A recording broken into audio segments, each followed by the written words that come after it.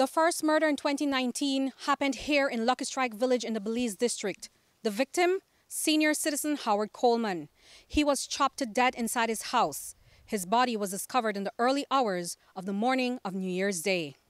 Approaching Howard's front door, which is his entrance, main entrance, I saw blood on the outside, no, and glanced my eye over on the right, and I saw Howard lie there in a pool of blood. Investigate his condition. I aware that he was dead. First time I see something like that, real shocking.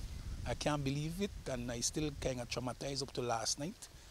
You know, it was chop wounds to the body? Chop wound, excessive big chop wound over to the shoulder, on the hands. I didn't interfere with the body for the purpose that I knew that that's a police investigation thing. No? So I didn't turn over him because he was lying face down. I was made to understand that he has chop wound in his face also, and on one of his wrists.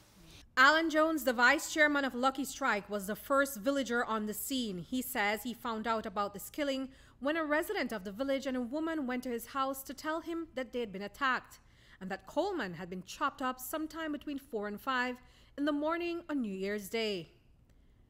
But Jones, who is familiar with the deceased and accused, would soon find out that the story wasn't true. They came to my yard, my house, and reported that someone attacked them, both of them.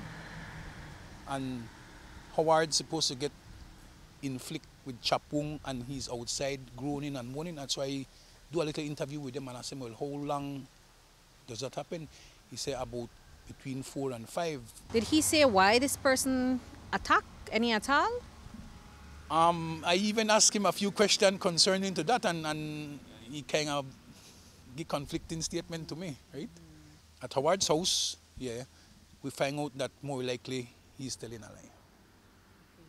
So right now the primary suspect, it would appear, maybe a resident here from the village. At the end of the day, yes, the village more likely, because I didn't treat Giovanni as a suspect, right? He was always saying, Mr. Allen, I no kill Howard, I no chop Howard.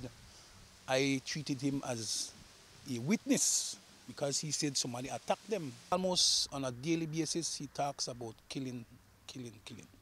And that kind of shock. I believe he has a problem within himself where nobody else familiar with.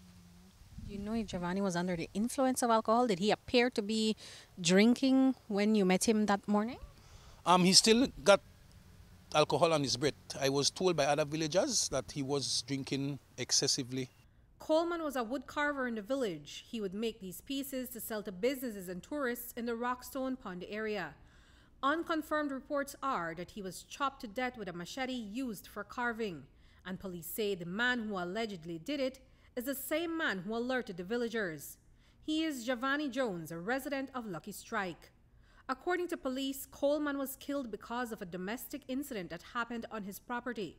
The alleged killer is also being accused of rape. It emanates from a female where the accused man, Mr. Giovanni Jones, had dropped the female home, and after doing so, he was told to leave the home by the female and Mr. Coleman. Mr. Jones refused to leave and ended up in a fist fight with Mr. Coleman.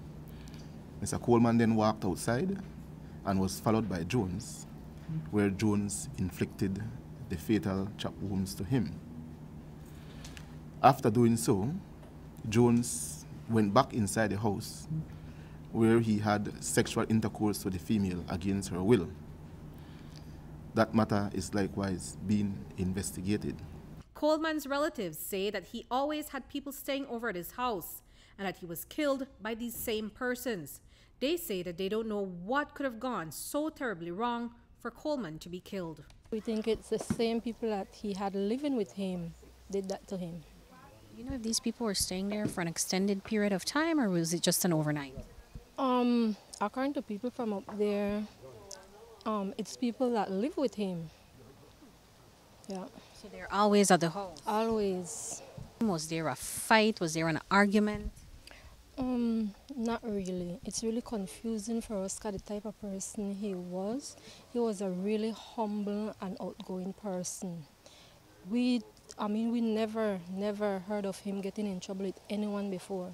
This murder shattered the quiet and peace in Lucky Strike village on the first day of the new year, with villagers lining the streets to find out more about this tragic killing. The last time the village saw a murder of this kind was almost 10 years ago. Today, residents say they still can't believe that Coleman was brutally killed. They say he was easygoing and friendly, certainly not deserving of such a tragic end. Up to now, I'm like an emptiness inside of me. I still don't believe it, but I saw it on camera, and I don't like it, because they did him wrong. And he's a carver, he do his little carving, his fishbowl, and he was an honest man.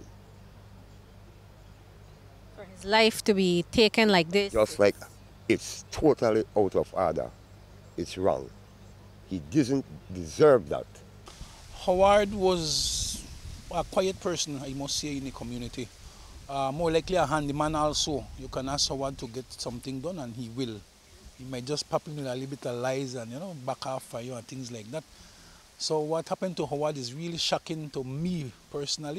Reporting for News 5, I'm Andrea Polanco.